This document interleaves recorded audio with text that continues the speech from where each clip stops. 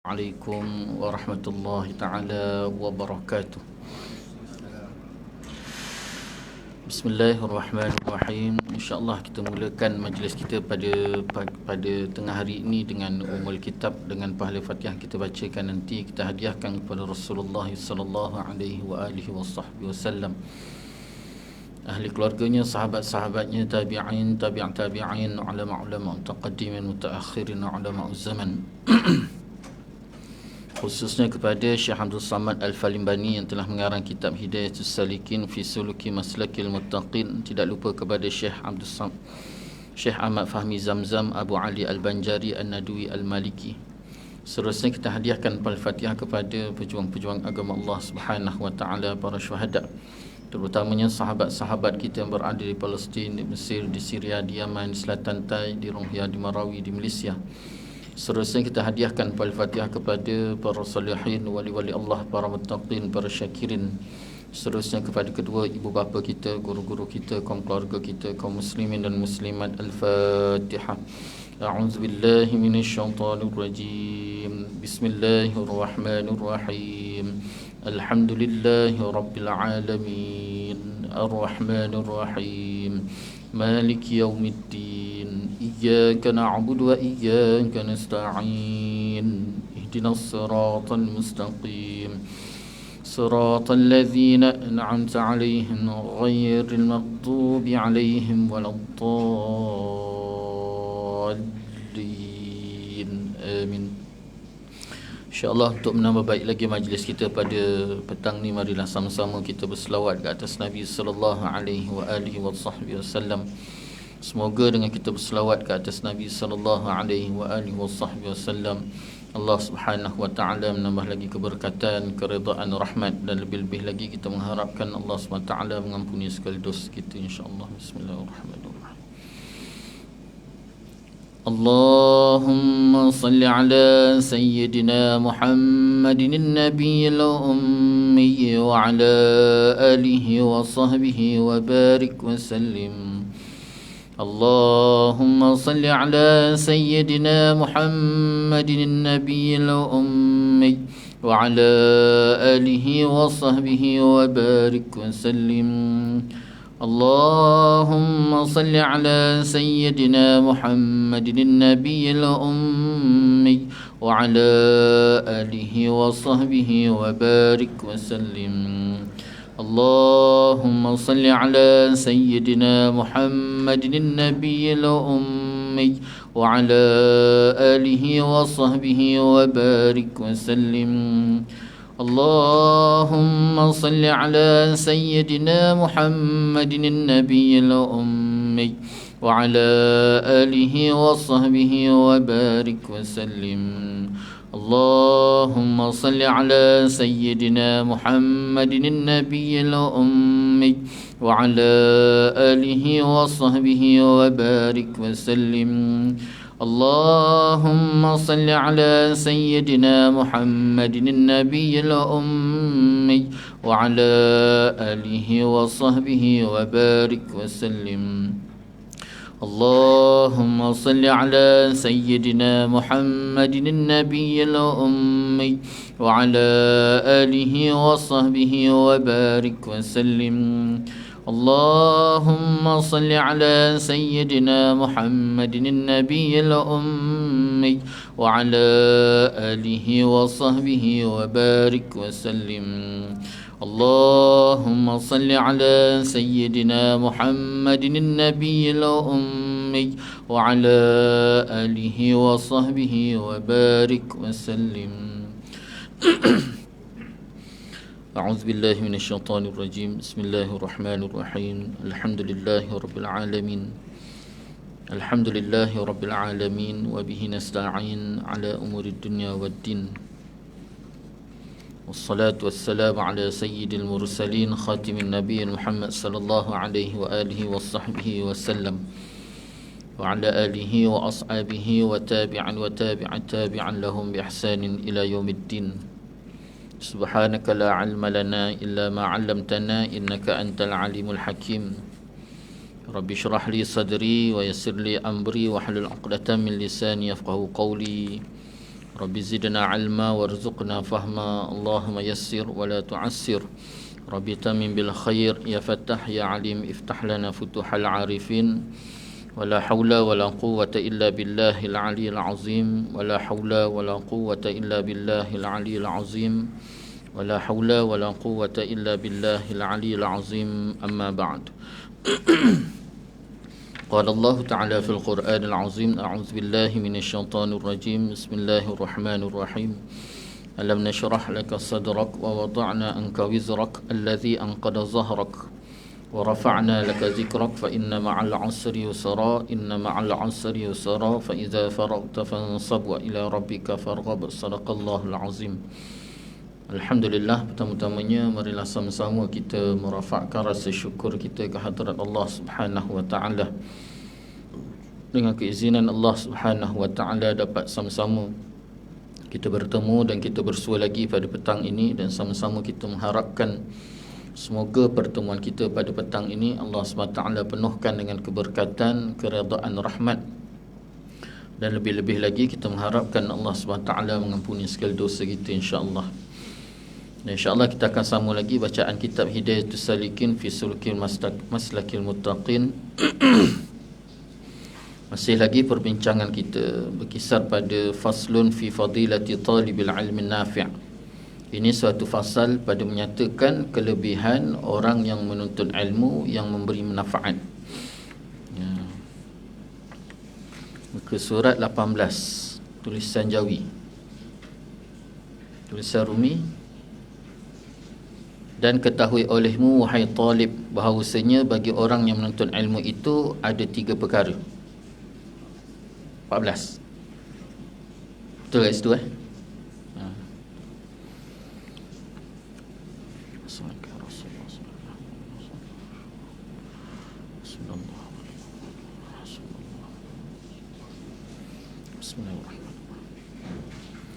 Qala al-musannif rahimahullahu ta'ala wa nafa'ana wa iyyakum ajma'in. Dan ketahui olehmu wahai talib. Wahai talib ni bukannya Pak Talib. Talib ni penuntut, daripada perkataan talaba. Talaba penuntut, talib orang yang menuntut. Talib orang yang menuntut. Maksud talib dekat sini penuntut ilmu, orang yang menuntut ilmu. Dan ketahui olehmu wahai talib, wahai penuntut ilmu, bahawasanya bagi orang yang menuntut ilmu itu 3 perkara. Bahawasanya orang yang menuntut ilmu itu 3 perkara. Jadi dalam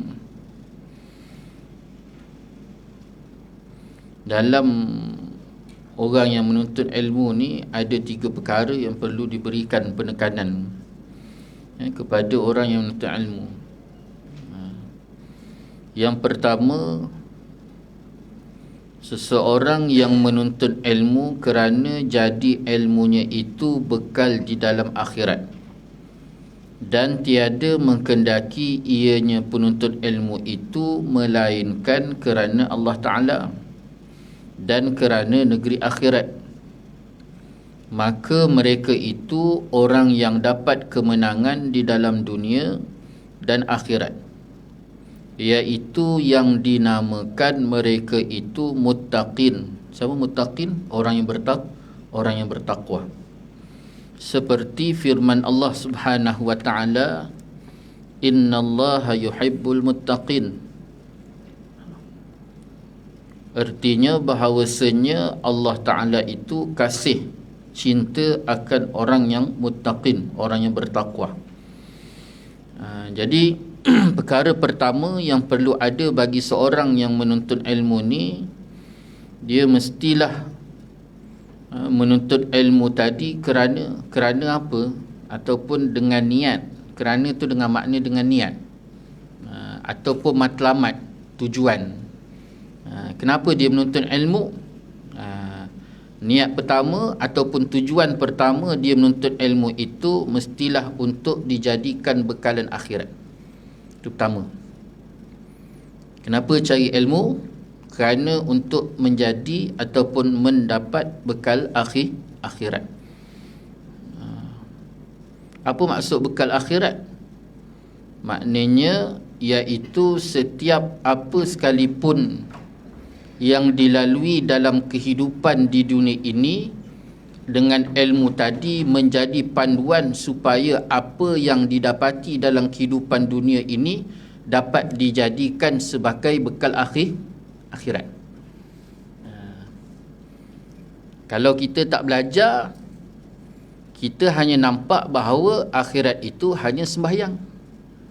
Kalau kita tak belajar, kita hanya nampak bahawa akhirat itu hanya puasa, hanya baca Quran, hanya bangun solat malam, berzikir, berwirid. Tetapi hakikat sebenar bekalan akhirat itu yang dimaksudkan sangat luas. Sekalipun makan, nampak makan itu dunia, makan tu dunia. Tapi kalau makan itu niat kerana Allah dan juga mengikut etika yang Allah kehendaki, dan juga mengharapkan dengan makan tadi mendatangkan kebaikan untuk mentaati Allah, lalu akhirnya dia menjadi sebagai kebaikan kepada akhirat. Itu sebab penting ilmu. Jadi kenapa kita menuntut ilmu? Pertama sekali tujuannya untuk menjadi bekal akhirat, panduan bagi kehidupan supaya hidup tadi akhirnya menjadi bekal akhirat. Dan tiada mengkendaki ia melainkan kerana Allah dan negeri akhirat. Dia menuntut ilmu yang kedua, tidak ada lain kecuali mengharapkan Allah. Kenapa menuntut ilmu? Kerana Allah. Kenapa kerana Allah? Sebab Allah suruh. Allah suruh. Allah Subhanahu Wa Taala turunkan wahyu yang pertama, suratul Alaq. A'udzubillahi minasyaitanir rajim. Bismillahirrahmanirrahim. Iqra bismi rabbikal ladzi khalaq. Khalaqal insana min 'alaq.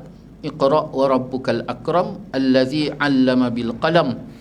'Allamal insana ma lam ya'lam. Allah bicara tentang baca. Allah bicara tentang ilmu. Seseorang tu dia tak boleh membaca dan dia tak boleh mengetahui kecuali dengan ilmu. Maka secara keseluruhan di dalam ayat tersebut, mafhum daripada ayat yang Allah turunkan sebagai wahyu yang pertama, secara tak langsung Allah perintah kita supaya menuntut ilmu, sebab kita tak boleh membaca kecuali menuntut ilmu. Dalam kaedah fiqh pun sebut ma la yatimu wajib illa bihi fahuwa wajib.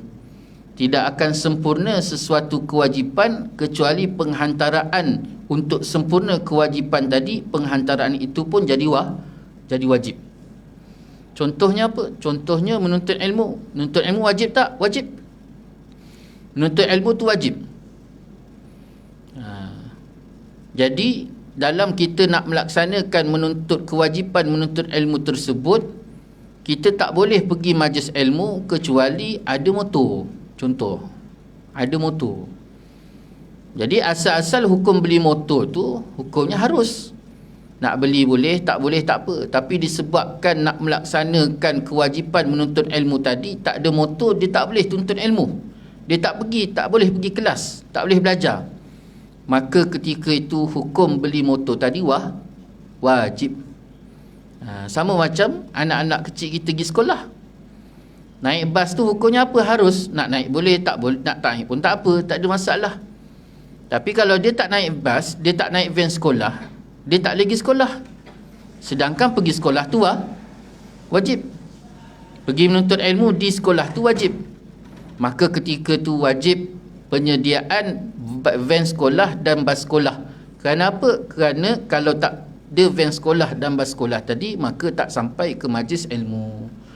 Maka penyempurnaan kewajipan tadi, jalan penyempurnaan itu hukumnya wajib. Gitu juga Allah perintah kita supaya membaca, menuntut ilmu.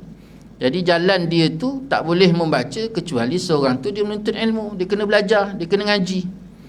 Itu sebabnya kenapa kita mengaji kerana Allah. Kita mengaji kerana Allah. Allah perintah kita supaya kita mengaji. Dia suruh kita mengaji. Dia suruh kita mengaji. Pandai, tak pandai, cerdik, tak cerdik, besok nak kerja apa, nak jadi apa, itu bukan kerja kita. Kerja kita Allah suruh pergi ngaji, ngaji. Selebihnya tu pandai tak pandai, cerdik tak cerdik, itu ke hak kita. Sebab Allah hanya perintah kita suruh pergi ngaji. Pergi ngaji. Besok nak jadi apa, cerdik tak cerdik, itu lain. Itu dah dalam bab lain lagi. Dan juga negeri akhirat. Yang ketiganya, apa tujuan kita ngaji tadi? Ngaji kita kerana Allah perintah, dan juga tujuannya untuk negeri akhirat. Datang mengaji kerana apa? Kerana takut besok kalau tak pergi ngaji, Allah azab di akhirat. Kena ingat banyak. Pergi ngaji sebab Allah perintah. Lalu pula kalau tak pergi ngaji, maka kita lawan perintah Allah. Bila kita lawan perintah Allah, takut besok ke akhirat Allah azab. Itu dia punya kira-kira mudah. Dan kita harapkan semoga dengan kita pergi ngaji, Allah suka, Allah redha. Bila Allah redha, maka kita harapkan kehidupan akhirat kita itu Allah beri kebaikan. Maka dua tu. Itu sebabnya dalam Al-Quran, dalam hadis Nabi SAW, seringkali dikaitkan dengan iman pada Allah dan iman pada hari akhirat. Kedua-dua tu seringkali dikaitkan. Beriman pada Allah, beriman hari akhirat. Beriman pada Allah, beriman pada hari akhirat. Kenapa Allah SWT sering kaitkan, dan Nabi SAW juga mengaitkan dua perkara tersebut? Kerana tidak akan sempurna keimanan ataupun tidak akan baik keimanan seseorang kepada Allah kecuali dia benar-benar yakin terhadap hari akhirat. Kenapa jadi sedemikian?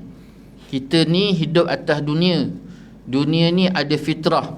Dunia ni ada sunnah alam yang kita kena lalui. Contohnya seperti gula manis, garam tu masin, cili tu pedas, nak anak kena kahwin, nak cerdik kena nak cerdik, nak pandai kena pergi ngaji. Dia tak ada tiba-tiba cerdik, tak ada. Dia tak ada tiba-tiba ada chicken chop kat depan, tak ada. Dia kena pergi cari, pergi masak. Tak masak, apa saya tu? Food panda. Tak masak pun setidak-tidak kena ada food panda. Tak ada saja-saja suka terniat bang terniat nak makan chicken chop lah, ting ada depan, tak ada. Kerana sifat dunia kena usaha. Tak ada, tak boleh. Jadi dengan keadaan sedemikian, satu lagi di antara fitrah manusia ni, dia nak buat sesuatu perkara tu, dia nak tengok apa dia dapat. Dia nak buat satu benda tu, dia nak tengok apa dia dapat. Ini sifat manusia. Sampailah tahap keimanannya pada Allah. Dia beriman pada Allah. Kuat tak kuat keimanannya pada Allah mengikut sejauh mana kuat tak kuat keyakinannya terhadap hari balasan esok akhirat. Semakin kuat keyakinannya terhadap hari pembalasan besok akhirat, maka semakin kuatlah keimanannya kepada Allah Subhanahu Wa Taala. Itu sifat manusia. Dia kena tengok akhirat. Akhirat ni nak tengok daripada mana? Akhirat ni nak kena tengok daripada, ada setengah ulama kata kebangkitan. Tapi kebanyakan para ulama yang menyatakan akhirat itu bermulanya dengan kematian, sakaratul maut. Itu sebabnya dalam bab ni kena khusus kita belajar. Bermula daripada sakaratul maut, kemudian diikuti bagaimana keadaan barzah, alam kubur, kemudian kiamat, kemudian tiupan sangkakala yang kedua, kebangkitan, dan bagaimana keadaan besok akhirat. Bagaimana kita bangkit dalam keadaan termanggu, belenggu, tenganga-nganga. Berapa lama? Tenganga tu saja ribuan tahun. Kita duduk besok ke akhirat tu, bangun-bangun tenganga macam orang bangun tidur tu, itu saja ratusan tahun, ribuan tahun, masa yang sangat panjang. Kan? Kau tengok aku tengok kau. Ramai orang duduk temenggu. Waktu itulah ulama sebut masih lagi keperluan kepada ulama tu ada. Jadi waktu itulah kita jumpa ustaz ni kita kenal, Habib ni kita kenal, ulama ni kita kenal, kita tanya ni kenapa ni, apa yang terjadi, nak buat apa, nak ke mana. Waktu itulah mereka yang akan tunjukkan. Kita kena cari seseorang untuk memberi syafaat pada kita, minta doa pada Allah supaya Allah percepatkan perjalanan ataupun pengurusan kita. Dan mula berjalan sampai jumpa Nabi Allah Adam AS. Nabi Allah Adam, jumpa Nabi Allah Adam. Kita berjalan jumpa Nabi Allah Adam ni bukan daripada rumah ke bangunan ni. Pergi Shah Alam, tak. Cuba bayangkan jutaan bilion. Hari ni je saja manusia bilion dalam dunia. Ni lagi pula manusia daripada Nabi Allah Adam AS sampailah manusia yang terakhir besok hari kiamat. Manusia yang terakhir sekali Allah Ta'ala matikan. Jadi bukan bilion, trilion, folion, kan? Lian-lian. Banyaknya, kemudian nak mencari di tengah-tengah ramai itu pula daripada seorang Nabi ke satu Nabi, makan masa. Bukannya setahun, bukan 2 tahun, puluhan tahun mencari Nabi Allah Adam. Sampai ketika mana kita ketemu Nabi Allah Adam, kita pun minta, wahai Nabi Allah Adam, minta doa pada Allah supaya Allah. Nabi Allah Adam kata apa? Aku tak mampu nak doa, nak minta, dia kata. Sedangkan diri aku sendiri pun aku tak pasti. Diri dia sendiri pun dia tak pasti. Akhirnya kita pun berjalan sampailah jumpa Nabi Allah Idris, jumpa Nabi Allah Ibrahim, jumpa Nabi Allah Musa. Gitulah jawapannya. Kerana mereka sendiri pun tak tahu status. Kalau bahasa kita tu tak tahu status diri kita tu, neraka ke syurga, tak tahu. Jadi setiap perjalanan tu makan puluhan tahun, ratusan tahun, sehinggalah sampai dalam termenggu minta Nabi Allah Musa pun. Nabi Allah Musa jawab macam tu, sampai dah putus asa dah. Manusia ketika dalam keadaan putus asa, ketika dia putus asa itulah diceritakan Nabi SAW bangkit dan seru umat dia. Lalu bila ketika mana diseru umat dia, itu yang sahabat bertanya, ya Rasulullah, macam mana kau kenal umatmu ya Rasulullah? Rasulullah kata, aku kenal umatku melalui wajahnya yang bersinar dengan sebab 2 perkara, iaitu pertama air wuduk yang menyimbah basuh muka dia, dan juga bibir yang seringkali melaungkan selawat. 2 benda ni.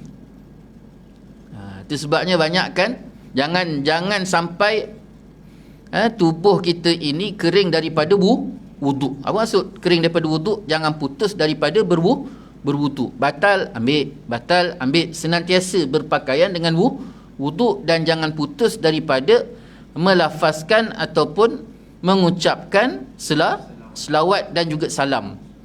Selawat dan salam. Macam mana selawat? Selawat Allahumma salli ala sayyidina Muhammad. Salam macam mana? Assalamualaikum ya Nabi Allah. Beri salam pada Nabi. Banyakkan. Itu sebab Allah Ta'ala sebut dalam Quran apa dia? Innallaha wa malaikatahu yusalluna ala nabi ya ayyuhallazina amanu sallu alaihi wa sallimu taslima. Allah Ta'ala perintah bagi tahu kepada kita bahawa sungguhnya Allah Ta'ala itu berselawat. Para malaikat juga berselawat. Wahai orang-orang yang beriman, berselawatlah kamu ke atas Nabi sebagaimana selawat dan juga salam. Assalamualaikum ya Nabi Allah. Assalamualaikum ya Syafi' Allah. Assalamualaikum ya Habib Allah. Assalamualaikum ya Imam al-Muttaqin. Salam pada Nabi. Nabi dengar. Kita bercakap-cakaplah dengan Nabi. Cakap-cakap dengan Nabi, Nabi senantiasa mendengar. Cakap-cakaplah dengan Allah kerana Allah Ta'ala itu maha mendengar. Ini asyik bercakap dengan Facebook. Cakap dengan Facebook. Tak ada bercakap dengan menaip, dia bercakap dengan suara. Tak bercakap dengan suara. Jangan habiskan masa kita dengan satu benda yang tidak mendatangkan manfaat.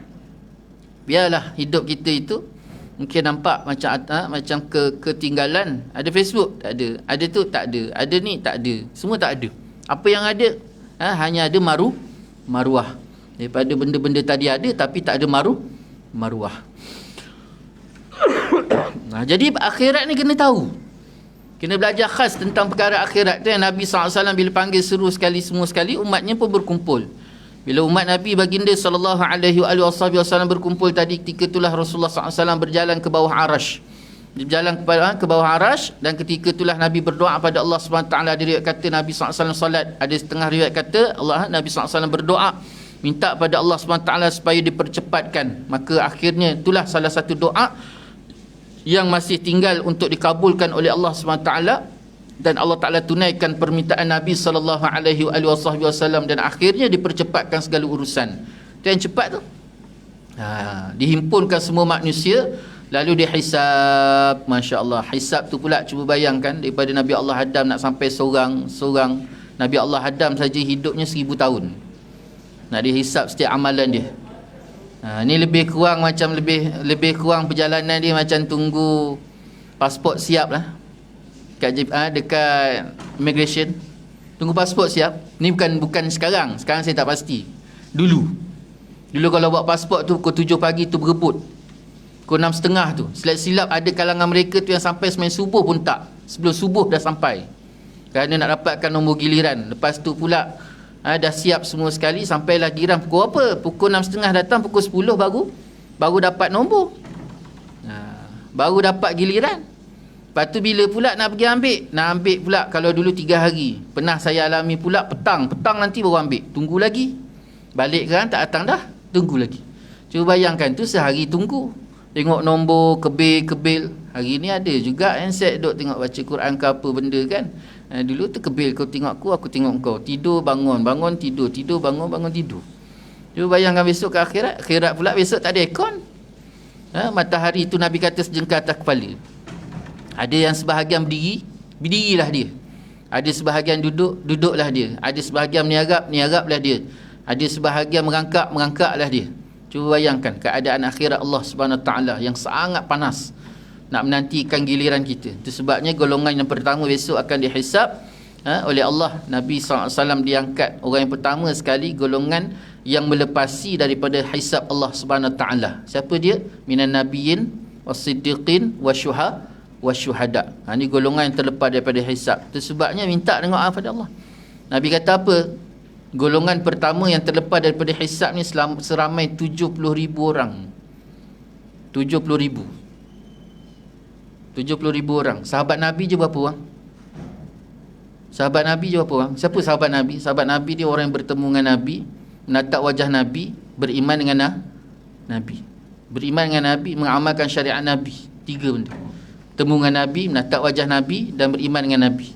3 benda tu. Itu sahabat. Jadi yang dikatakan sahabat tu saja ada 120,000 orang. Jadi yang masuk ke syurga tanpa hisab 70,000. Rasa-rasa kita kat mana? Kan? Nak sampai ke kita tu je pun dah tak tahu kat mana kita. Apatah lagi yang sahabat tu saja kita tak tahu kat mana status.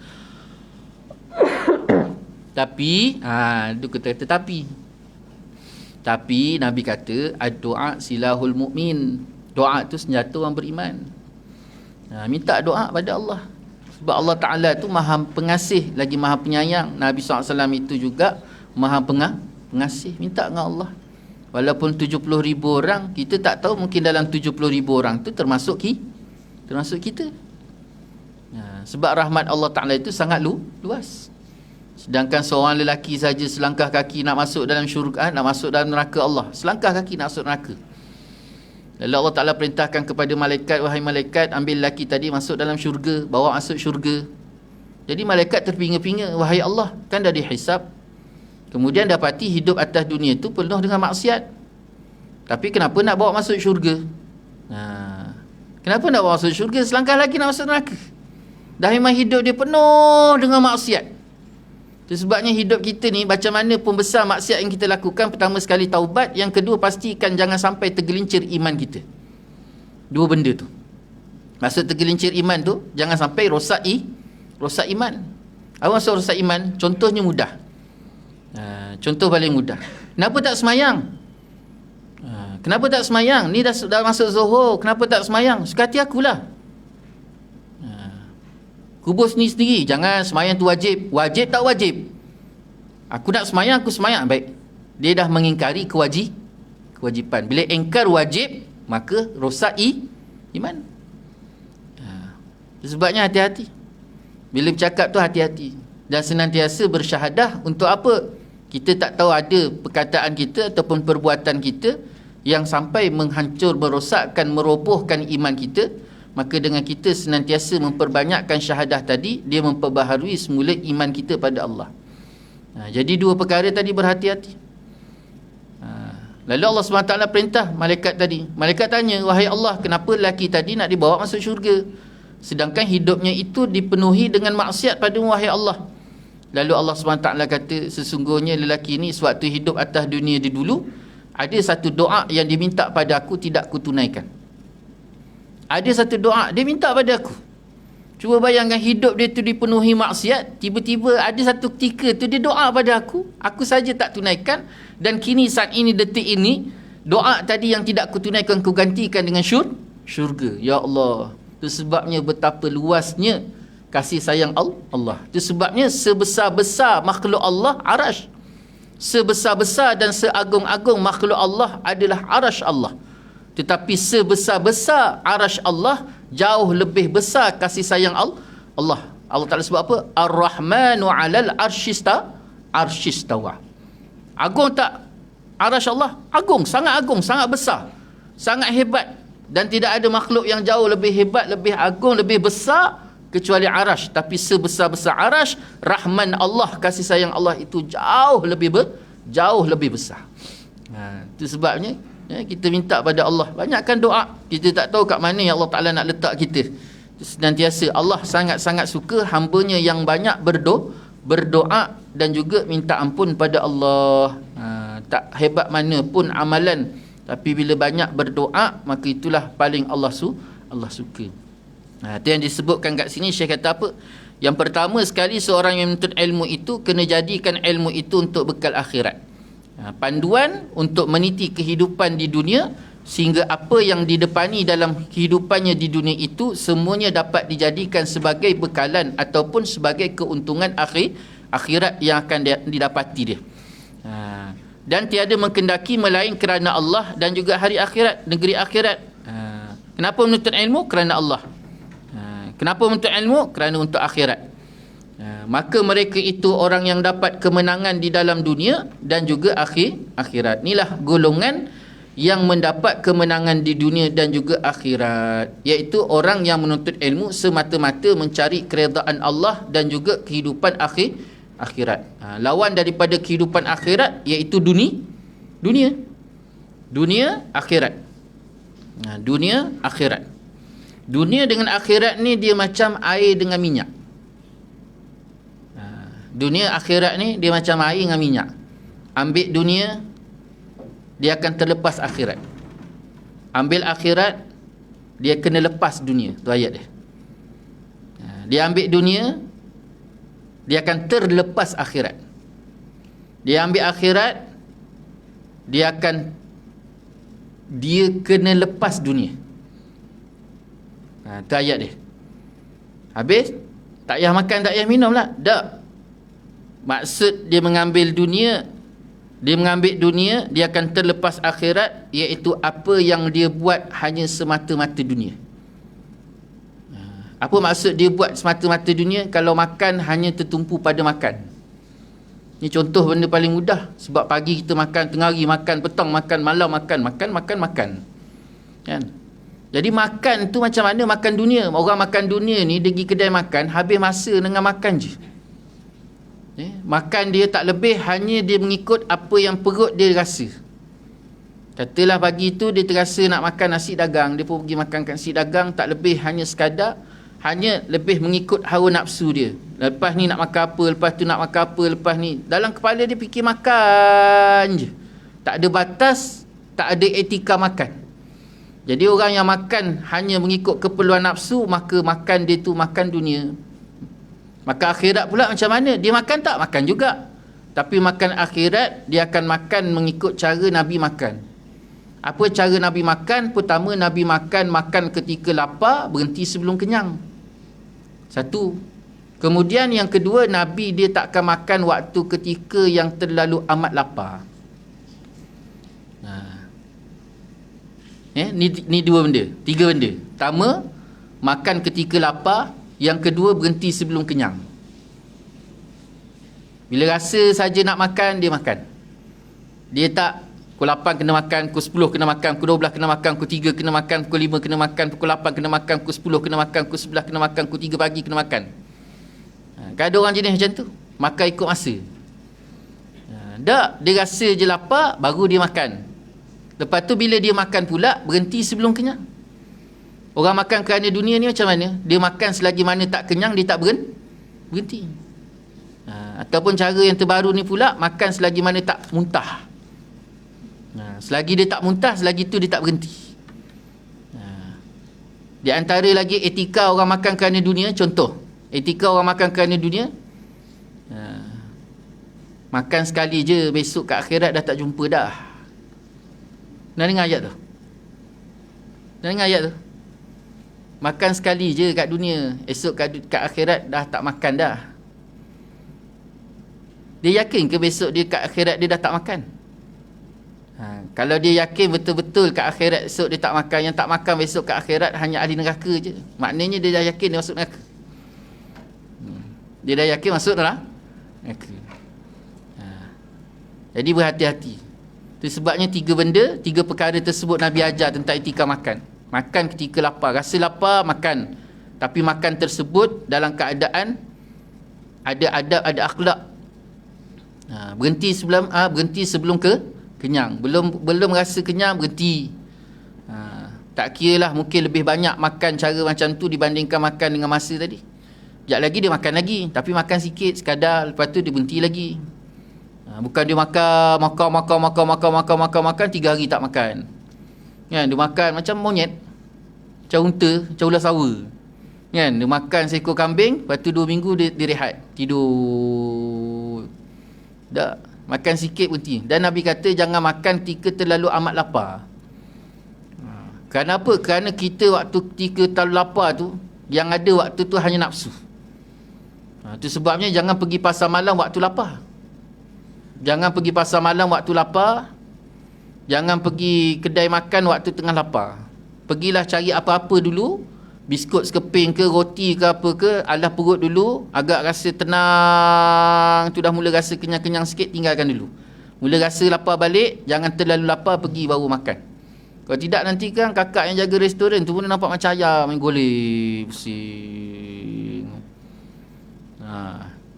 Jadi berhati-hati.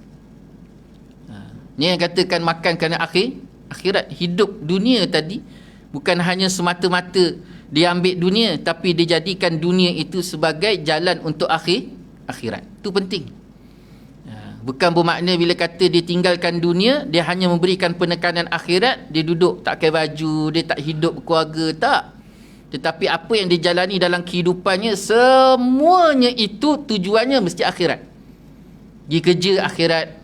Kenapa pergi kerja? Saya pergi kerja akhirat. Apa kelebihan orang yang pergi kerja kerana akhirat? Orang yang pergi kerja kerana akhirat ini, dia akan ada dosa, ada pahala. Kerja kerana akhirat, dia ada dosa, ada pahala. Bila kata ada dosa, ada pahala, maka ketika tu, kalau katalah dia masuk kerja pukul 8 lah, sebelum pukul 8 dia dah cacak. Dia dah punch card. Bukannya dia masuk kerja patut masuk kerja pukul 8, dia masuk pukul 8.10, dia minta telefon hello kawan dia, punch card pukul 7.50. Ni yang tak ada etika, tak ada dosa, tak ada pahala. Sedangkan dia dah makan dah duit orang kat situ 10 minit tadi, 8.10 tadi, 10 minit. Bila kerja kerana akhirat, ada dosa, ada pahala, maka masa kerja tadi digunakan dengan sebaik mungkin untuk kerja. Bukan masa dia update, masa itulah dia edit TikTok dia. Tengah-tengah kerja dia edit TikTok. Dah lah pakai komputer pejabat, internet pejabat, elektrik pejabat, masa pejabat. Berapa banyak? Cukup bulan dapat gaji. Bila dapat gaji, kereta rosak, dia bising kereta dia rosak. Lepas tu dia marah Allah. Kenapalah ya Allah, kereta aku rosak, dah lah gaji kecil. Padahal Allah Ta'ala sayang dia. Allah Ta'ala tak nak bagi dia makan benda haram. Lalu Allah Ta'ala pisahkan duit tadi yang haram tadi daripada rezeki dia dengan didatangkan sebab-sebab yang lain. Sama ada dengan kereta rosak, motor rosak, dia sendiri sakit. Sebabnya jangan kita memandang dunia semata-mata, tetapi apa yang kita lakukan itu pandang akhirat, dosa dan pahala. Kerana setiap apa yang kita buat ini, faman ya'mal mithqala dzarratin khairan yarah wa man ya'mal mithqala dzarratin syarran syarayarah. Allah akan memperlihatkan sebesar zarah sekalipun kebaikan yang kita buat, dan Allah akan memperlihatkan kepada kita sebesar zarah kejahatan yang kita buat. Inna ilaina iyabahum summa inna alaina hisabahum. Sesungguhnya semuanya mereka ni akan kembali kepada kami, dan kewajipan ke atas kami menghisap setiap amalan mereka, setiap perbuatan mereka. Siapa mereka? Kita. Siapa kami? Allah.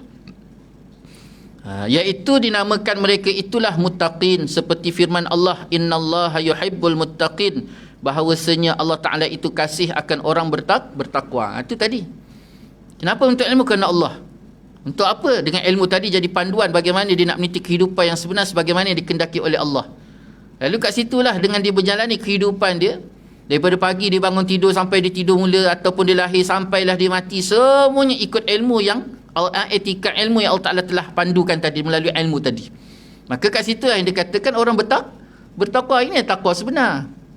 Bukan takwa itu hanya semata-mata pakai jubah, pakai serban, tak.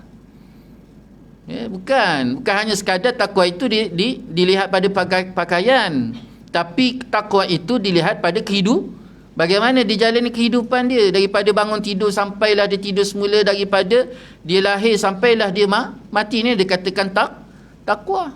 Yang tadi dia pergi kerja pukul 8, masuk kerja pukul 8, balik kerja pukul 5, dia pun pergi kerja pukul 8, ataupun kadang terlambat, hujan pula lebat, dia datang sampai pejabat pukul 8.20, dia pun punch card pukul 8.20. Lalu dia balik pula sepatutnya pukul 5 dia balik 5.20. Dia lebihkan 20 minit. Kenapa? 20 minit tu hak pejabat dia balik. Dia main TikTok sampai terlajak pula 15 minit dia ganti balik. Ini orang bertakwa. Dia tidur tengah hari kan, tertidur. Tidur kita terlajak. Jadi berapa minit terlajak? 10 minit dia ganti balik. Ataupun setidak-tidak kalau jenis pejabat pukul 5 je kena sharp, kena keluar, kena kosongkan. Jadi nak ganti tak boleh. Cara macam mana? Daripada gaji tadi pula sedikitnya disedekah, masukkan balik dalam tabung, ataupun disedekah, ataupun macam mana sekalipun, kalau dia berani dia jumpa bos dia balik minta halal. Semua itu ni gambaran orang bertakwa. Ini tak, selagi mana dia boleh kikis, dia kikis kan. Gaji lambat dia bising. Dan lagi firman Allah Subhanahu Wa Taala dalam surah Al-Baqarah ayat 197. A'udzubillahi minasyaitanir rajim. Bismillahirrahmanirrahim.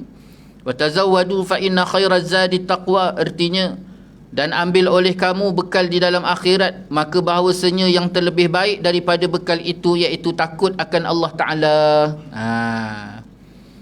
Jadi kan kita kata belajar kerana Allah, belajar kerana akhirat. Kenapa ini bertepatan? Allah Ta'ala sendiri perintah ambil bekalan akhirat, dan sebesar-besar bekalan akhirat itu adalah takut kepada Allah. Jadi ini yang kita nak letak dalam jiwa kita tadi, dengan ilmu yang dijadikan sebagai panduan. Ilmu itu dijadikan sebagai panduan. Kita beli kereta, beli kereta baru. Bila beli kereta baru, di antara benda yang diberikan oleh pihak kedai kereta, salesman pada kita, selain daripada kunci, geran dan sebagainya, ialah buku panduan. Betul tak? Buku manual kereta tadi. Jadi buku manual itulah perumpamaannya seperti ilmu ataupun Al-Quran ataupun hadis Nabi. Jadi hidup yang kita jalani dalam kehidupan yang kita lalui ni, dia perlukan ada panduan, buku manual untuk memandu macam mana kita nak lalui tadi. Jadi ilmu tadi. Lalu ilmu tadi tu pula adalah salah satu jalan juga untuk melahirkan dalam hati kita, dalam diri kita ni rasa takut pada Allah Subhanahu Wa Taala. Itu penting. Kerana panduan satu, lepas tu dia kena ada pula satu lagi yang menjadi backup belakang. Backup belakang. Kata apa? Backup belakang orang duk jaga belakang dia. Macam tu. Kena ada orang duk belakang dia tu. Macam kita pergi sekolah, siapa yang duk belakang kita? Cikgu apa? Cikgu apa yang kaki gotan tu? Dah lama tak pergi sekolah. Cikgu disiplin. Zaman saya dulu, cikgu disiplin saya perempuan. Badan dia besar. Dia pergi sekolah, orang lain cikgu lelaki, cikgu perempuan semua pergi sekolah naik kereta, naik motor, dia naik basikal tua. Lepas tu pula dia duduk pula dekat atas bukit. Jadi kami ni kampung ni, satu kampung ni pula, dia duduk dekat atas sekali, puncak bukit. Kat kampung kami tu ada bukit, sekolah kat bawah. Jadi dia terpaksa lalu kawasan kampung kami tu, sampailah pergi ke sekolah. Jadi dia naik basikal tu daripada rumah dia atas bukit tu nak turun jauh tu. Dia tak mengayuh pun. Dia lalu, kami pergi lalu, nampak je bunyi basikal dia, kan, bunyi basikal dia tu semua ke tepi, takut. Padahal jalan tu besar. Kemudian pula kalau dia duduk dekat bilik guru, satu line kelas yang berbaris dengan bilik guru tu memang senyap. Tu maknanya cikgu disiplin. Kenapa? Kalau dia berjalan, dia akan pegang satu. Kalau tuan-tuan ingat, kat sekolah dia ada pembaris kuning. Pembaris kuning. Jadi pembaris kuning itulah yang duduk jalan pusing sekolah. Jadi akhirnya keberadaan dia di sekolah itu memberikan perjalanan sekolah pelajar dalam keadaan sangat-sangat berdisiplin. Kenapa? Takut dekat dia. Memang kalau dapat kat dia tu, bukan waktu dia lalu, orang tu tengah main, dia panggil, dia letak je jari. Ni zaman-zaman dulu, bukan zaman-zaman saman. Sekarang zaman saman, tak rasa benda-benda ni. Letak tangan, pembaris tadi, dia tegakkan memang dia pukul tu rasa. Sampai balik jari tu tak rasa. Pegang tu tak rasa, kebas. Dia pukulnya betul-betul. Zaman tu tak ada saman. Jadi buatlah apa tu yang jadi orang. Jadi kalau kita sekarang ni pula CCTV. Kan orang lebih takut CCTV dibandingkan takut Allah. Hari ni. Sampai terpaksa pejabat, agensi, kerajaan, semua terpaksa keluarkan modal yang sangat besar letak sedia. Habis-habis CCTV tu, padahal tak ada wire, tak ada apa, CCTV je canguk. Saja semata-mata nak takutkan orang. Sampai tahap macam tu. Jadi Allah Ta'ala takut pada Allah tu seperti CCTV yang duduk tengok kita. Ini yang kita kena bina. Perasaan takut tadi tu. Supaya kita berjalan tadi dipandu dengan ilmu, kemudian itu ditolak, disokong pula belakang tadi dengan perasaan takut pada Allah. Itu penting. Kenapa pergi kerja, awal datang pergi kerja, Syekh takut, Syekh. Takut siapa? Takut Allah, Syekh. Allah nampak. Bos datang pukul 10, tak heran. Tapi dia takut Allah. Sikit makan hari ni, Syekh jangan, Syekh. Makan lebih gerang, kena azab kat akhirat, Syekh. Takut Allah, Syekh. Ini. Walaupun benda tu nampak main-main, tapi cuba dibina. Rasa perasaan takut. Supaya bila rasa perasaan takut tadi, betul-betul telah terbina dalam diri kita. Itulah salah satu jalan kebaikan yang sangat besar diberikan oleh Allah SWT kepada seseorang tersebut. Terlebih baik, dan makna takwa itu iaitu mengerjakan taat dan menjauh akan maksiat, seperti yang lagi tersebut makna takwa itu di dalam kitab ini. Jadi apa maksud takwa? Takwa iaitu kan mengerjakan taat dan menjauhkan maksiat. Nanti Syekh akan sebut nanti kat depan. Dia kata apa? Mengerjakan taat dan menjauhkan maksiat. Nak mengerjakan taat dan menjauhkan maksiat, kita takkan boleh mengerjakan taat dan tak boleh meninggalkan maksiat kecuali betul-betul rasa takut pada Allah. Dengan takut pada Allah tu, jadi nak dapatkan takut pada Allah tu kena ada ilmu dan kena bina rasa takut tadi pada Allah. Ilmu tu sebagai panduan, dan rasa takut pada Allah tu pula sebagai sokongan belakang supaya timbul kekuatan dalam diri kita untuk menjaga segala etika yang telah ditetapkan oleh Allah SWT, baik dalam bentuk perintah ataupun dalam bentuk larangan. Wallahu ta'ala alam. Kita berhenti kat situ. Itu yang pertama. Jadi kesimpulannya dalam menuntut ilmu ni tuan-tuan, mestilah kerana apa? Kerana untuk dijadikan bekalan akhirat. Kerana apa? Kerana Allah. Kerana apa? Kerana untuk kehidupan akhirat. Panduan di dunia untuk akhirat. Itu tiga tu. Panduan untuk melalui kehidupan di dunia untuk akhirat, dan yang kedua kerana Allah, dan yang ketiga untuk kehidupan akhirat. Wallahu ta'ala alam. Jadi itulah sikit sebanyak dapat kita kongsi bersama pada petang ni. Banyak-banyak kita berdoa pada Allah SWT supaya Allah berikan kita kefahaman yang baik, diberikan kita kekuatan, kelapangan jalan untuk senantiasa kita duduk dalam ketaatan pengabdian pada Allah SWT. Semoga kita baik di dunia, baik di akhirat, dan terpelihara daripada segala azab Allah SWT. Wallahu ta'ala alam. Yang baik itu daripada Allah, yang tidak baik itu kelemahan saya sendiri. Mohon maaf di atas segala salah kata, salah bicara. Mohon maaf di atas segala-galanya. InsyaAllah kita tangguh majlis dengan tasbih kafaratul subhanakallah bihamdika asyhadu an la ilaha illa anta astaghfiruka wa atubu ilaik. Bismillahirrahmanirrahim. Wal 'asri innal insana lafi khusr illa alladhina amanu wa 'amilus salihati wa tawassaw bil haqqi wa tawassaw bis sabr. A'udzu billahi minasyaitonir rajim. Bismillahirrahmanirrahim. Alhamdulillahirabbil alamin. Wassallallahu ala sayyidina Muhammad wa ala alihi washabbihi wa baraka wa sallam. Allahumma rabbana zalamna anfusana wa illam taghfir lana wa tarhamna lanakunanna minal khasirin. اللهم ربنا هب لنا من أزواجنا وذرياتنا قرة أعين واجعلنا للمتقين إماما ربنا لا تزغ قلوبنا بعد إذ هديتنا وهب لنا من لدنك رحمة إنك أنت الوهاب ربنا آتنا في الدنيا حسنة وفي الآخرة حسنة وقنا عذاب النار صلى الله على سيدنا محمد وعلى آله وصحبه وبارك وسلم الحمد لله رب العالمين تقبل الله منكم وبالله التوفيق والهداية والسلام عليكم ورحمة الله تعالى وبركاته.